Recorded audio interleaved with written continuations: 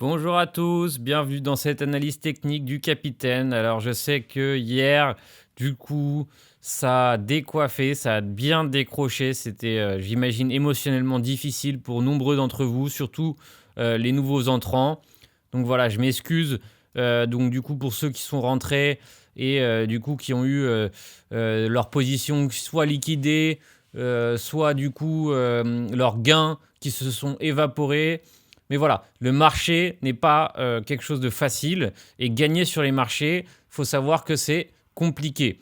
Donc voilà, le but de mes analyses, évidemment, c'est de essayer de vous guider, de guider votre raisonnement, mais en aucun cas, voilà, elles ne sont du coup, elles ne sont pas à questionner ou autre. Il faut tout le temps que vous ayez votre propre raisonnement, tout en vous appuyant peut-être sur le mien ou sur d'autres. Mais c'est très important que vous compreniez ce que vous faites. Sinon, les résultats ne pourront pas suivre dans votre trading. Alors, qu'est-ce qui se passe actuellement? Alors, est-ce la fin de la correction? J'imagine que c'est ce que tout le monde se pose. Et à mon avis, sur le court terme, en tout cas, pour l'instant, c'est certainement la fin de la correction. C'est-à-dire que pour l'instant, je doute qu'on puisse franchir les 30 000 dollars. Alors, comme vous pouvez le voir, on a rebondi parfaitement du coup sur les 0,5 de ce mouvement, donc à peu près parfaitement, un peu au-dessus, et on a clôturé largement au-dessus des 38,2. Alors évidemment, ça dépend de quel mouvement vous prenez. C'est-à-dire que si on prend les Fibonacci ici, vous voyez que voilà, on a rebondi parfaitement sur les 50 de ce dernier mouvement. Si vous prenez les Fibonacci un peu plus bas, par exemple à partir d'ici, voilà, on voit on est toujours au-dessus des 38,2. Donc pour l'instant, voilà, ça a été ce qu'on appelle un shake-off, un shake-out, c'est-à-dire qu'on a du coup liquidé, on a fait peur à de nombreux investisseurs, les bad news étaient sur la toile de tous les côtés, la fin du Bitcoin, etc. Donc maintenant qu'on a du coup créé ce mouvement de panique, on va pouvoir maintenant reprendre ses esprits et chercher du coup des points d'entrée, des points de sortie, etc. Alors, pour ma part, je pense que 30 000 dollars a été le bottom pour ce mouvement. Donc, rien n'empêche qu'on continue du coup de hausser et finalement qu'on franchisse ce mouvement, ce creux. Donc, évidemment, on le garde en tête, on le note bien. On sait que ce creux est extrêmement important. Pourquoi? Parce que s'il cède, on va direction les 28 000 dollars et direction les 24 000 dollars. Donc niveau par niveau, d'abord 28, 24, etc., etc. Donc comme vous pouvez le voir ici, en plus, on peut le voir très facilement du coup grâce au volume profil, c'est que la grosse zone de gros support est 20 000 dollars. Donc, c'est-à-dire que vraiment, quoi qu'il arrive, même si on fait un flush complet, 20 000 dollars est le niveau le plus important à l'heure actuelle. Alors, d'après moi, ça ne sera peut-être pas tout de suite, ça ne sera pas demain, ça sera peut-être dans 1 mois, 2 mois, 3 mois, 1 an.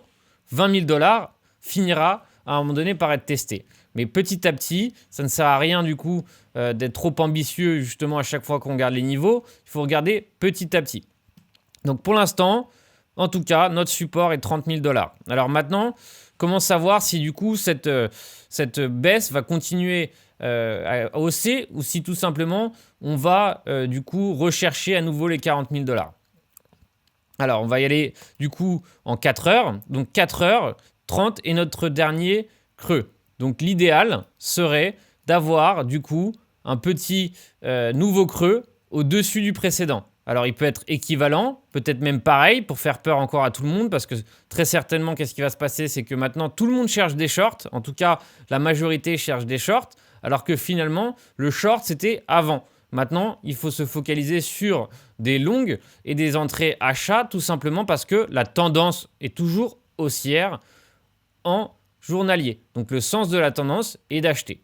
Donc voilà, et après ensuite une fois qu'on a fait un nouveau creux en dessous du précédent, ou peut-être même pourquoi pas sur la trendline, où on verra où ça va se produire, pourquoi pas au niveau des 34 000.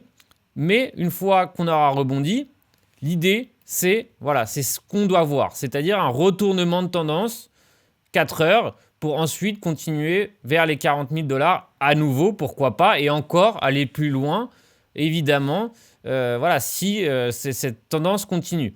Mais ce qu'il fallait il faut observer et j'avais relevé la semaine dernière dans des analyses précédentes, c'était du coup l'indice du dollar qui prenait du coup qui a fait un sacré mouvement haussier. On en est où là de ce mouvement haussier? On est quand même, il a pris 1,73. Bon, c'est pas effrayant, mais c'était tout de même un premier signal qu'il y avait du coup un changement dans les flux monétaires. C'est-à-dire que le DWAX qui remonte, ça veut dire que tout simplement, du coup la position cash reprend du service. C'est-à-dire que ceux qui étaient, par exemple, exposés au marché des actions, ceux qui étaient exposés aux crypto-monnaies, pourquoi pas, etc.,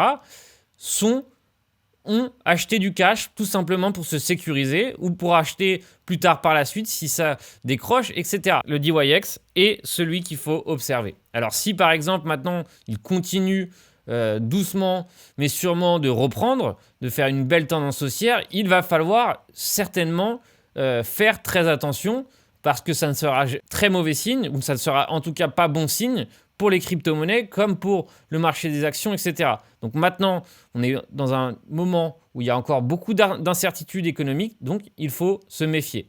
Voilà pour du coup ces petits côtés méfiance. On peut aussi regarder du coup les obligations du Trésor américain, qui ont aussi repris du terrain.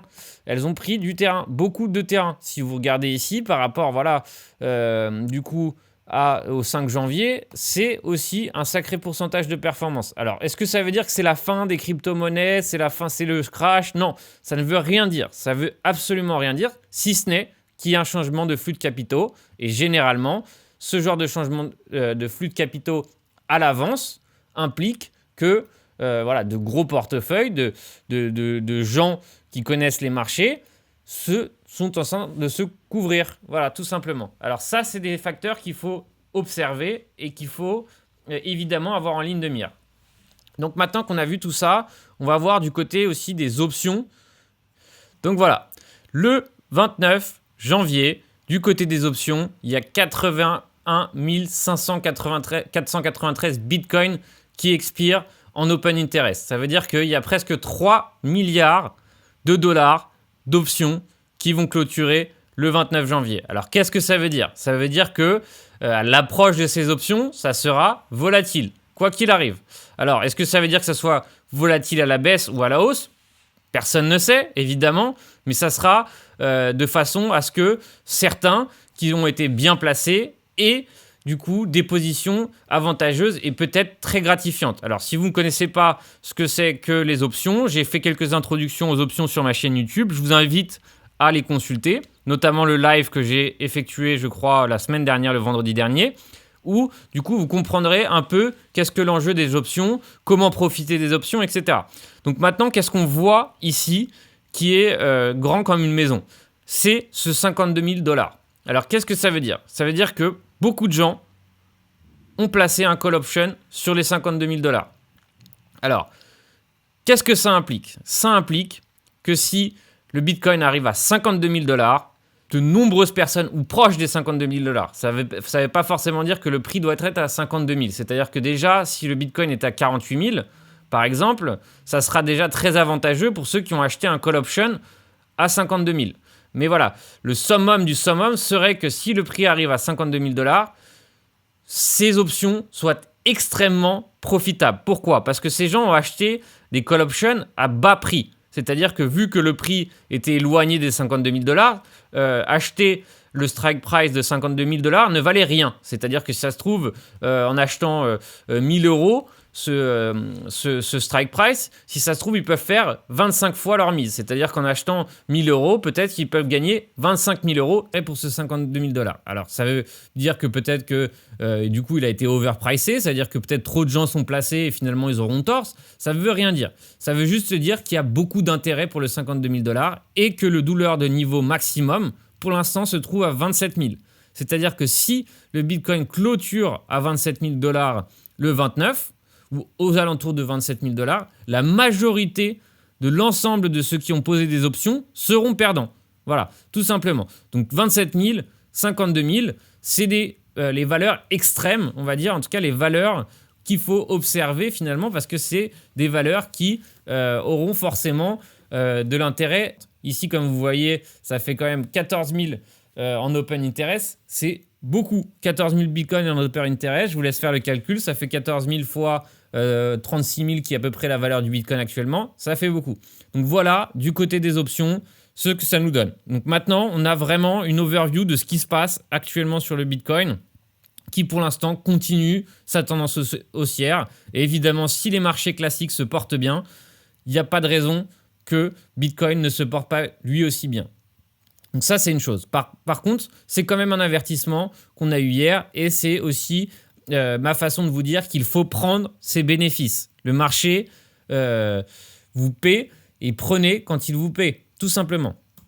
Alors maintenant, qu'est-ce qui se passe du côté d'Ethereum? Alors Ethereum qui aussi nous a fait aussi un sacré pullback, hein. Donc c'était évidemment une opportunité pour se placer. Évidemment, c'était pas forcément simple de se placer ici parce que voilà, c'était la panique totale.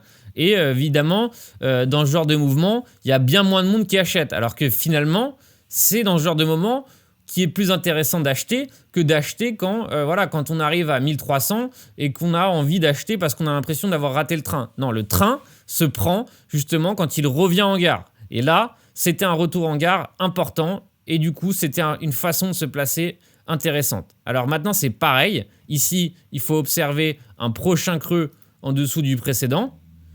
De cette façon, ici, voilà, un creux au-dessus, c'est important que ce niveau soit conservé. Et ensuite, on repart à la hausse. Et là, on a ce qu'on appelle un retournement de tendance. Et dans ces cas-là, on pourrait aller chercher, du coup, à nouveau les 1300, ou en tout cas proche des 1300. C'est évidemment ce niveau qui va être sensible, qu'il va falloir surveiller. Tout simplement parce qu'un échec peut nous entraîner à nouveau vers une correction baissière importante. Alors, n'oubliez pas que le CME Future, je crois que c'est le 8 février, va intégrer l'Ethereum à ses contrats options.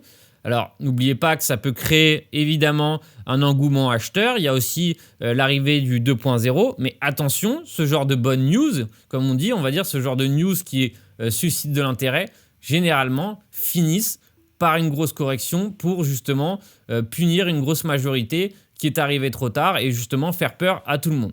Donc évidemment, faites attention, c'est comme ça que ça se passe. Alors maintenant, on va faire du coup un petit tour du côté du marché des altcoins, hein, c'est ce qui nous intéresse, hein, les gros ratios gain-perte se trouvent sur les altcoins. Donc comme vous pouvez le voir ici, c'est un pullback massif du shitcoin perpétuel. Alors qu'est-ce que le shitcoin perpétuel? Du coup, c'est FTX qui fait cette sorte d'ETF sur les altcoins pour enfin, évidemment, voilà, au lieu par exemple d'acheter tous vos shitcoins préférés, vous achetez du coup cet index et vous êtes placé sur l'ensemble des shitcoins qui sont inclus dans ce contrat. Donc voilà, ça nous donne la météo. C'est comme regarder le CAC 40 et sans regarder toutes les entreprises qui se retrouvent dans le CAC 40. Si ça performe, pareil, toutes les entreprises ou la majorité des entreprises du CAC 40 sont en train de performer. C'est pareil pour le shitcoin perp. Alors qu'est-ce que ça nous dit? Ça nous donne un sacré pullback. Alors ce pullback, qu'est-ce qu'il nous indique? Il nous indique que ici, la tendance a été retournée. C'est-à-dire qu'on n'est plus en tendance haussière sur le shitcoin perp, de FTX. Ça veut dire que maintenant, si on parle de l'ensemble des shitcoins, de l'ensemble des altcoins, j'aime pas employer ce terme de shitcoin, nous sommes en tendance baissière. Alors qu'est-ce qu'il va nous falloir pour maintenant du coup être serein à nouveau sur cette tendance haussière et donc du coup acheter des altcoins sans être, ou en tout cas acheter ce contrat sans être en contre-tendance? Il nous faut au moins un creux au-dessus du précédent. Et une fois qu'on aura un creux au-dessus du précédent et un retournement de tendance, on sera aussi en délit. On pourra acheter du coup en majorité des altcoins tout en étant dans la tendance. Voilà, ça c'est quand même un signal d'un gros shake-out. C'est pour ça qu'il faut se méfier. On va regarder maintenant l'indice du défi. L'indice du défi qui... on peut ne pas considérer ça du coup comme un retournement parce que finalement le creux a réintégré rapidement. Mais voilà, c'est aussi un shake-out. Pareil pour les mids les mid-perp, là, c'est un retournement de tendance sur les mid-cap, c'est-à-dire c'est toutes les cryptos à moyenne capitalisation. Donc, il faut se méfier. On peut acheter, évidemment, mais il faut se méfier. Je me suis placé à nouveau, par exemple, ici. Pourquoi ? Parce que c'était les 0,5 de Fibonacci. Je pense en avoir parlé dans mes analyses précédentes. Voilà, c'était un point d'entrée en or, tout simplement, parce que le prix avait décollé. Il était parti de la station sans saluer son dernier sommet par ici. Du coup, les 0,5 coïncidaient avec ça. C'était un point d'entrée excellent. Voilà. Il y en a eu d'autres. Je suis rentré sur d'autres actifs. Il y aura d'autres points d'entrée. Par exemple, ici, on a une belle entrée sur le DOT. C'est dans ce genre de moment qu'il faut rentrer sur le DOT. Mais attention, parce que par exemple, ici, en 4 heures, la tendance est baissière. C'est-à-dire que si vous achetez du DOT, vous allez être encore assujetti à ce que le Dodge corrige. Tout simplement parce que, par exemple, ici, en 4 heures, c'est une tendance baissière. Ici, vous voyez bien, il y a un creux, un sommet et un sommet, tous en dessous du précédent. Donc ici, ce sommet est bien au-dessus de ces deux-là. Donc la structure du marché est baissière. Donc voilà, très attention. Maintenant, sur l'achat d'altcoin. Donc vous pouvez acheter des pullbacks, mais ne visez pas la lune sur vos pullbacks parce que très possiblement, ça fera d'abord une correction baissière avant d'éventuellement de retourner la tendance. Voilà. J'espère que cette analyse technique vous a plu. J'ai essayé d'être concis, d'être précis. Il y a beaucoup de choses à dire. Et en tout cas, gardez votre sang-froid pour le Bitcoin. La tendance est encore haussière. Mais voilà, il faut se méfier. On a eu un avertissement. Donc voilà, c'est maintenant pour vous le temps d'apprendre à prendre vos bénéfices quand ils sont là et aussi de faire attention parce que par exemple, voilà, jusqu'à présent, tous les pullbacks ont été achetés, mais il y a un moment où les pullbacks ne sont plus achetés. Voilà, tout simplement. N'oubliez pas, comme d'habitude, évidemment, de mettre un pouce bleu sur la vidéo, de suivre le channel YouTube, évidemment de prendre les notifications sur vos vidéos, etc., etc. Et je vous souhaite une bonne soirée, une bonne journée, un bon trading.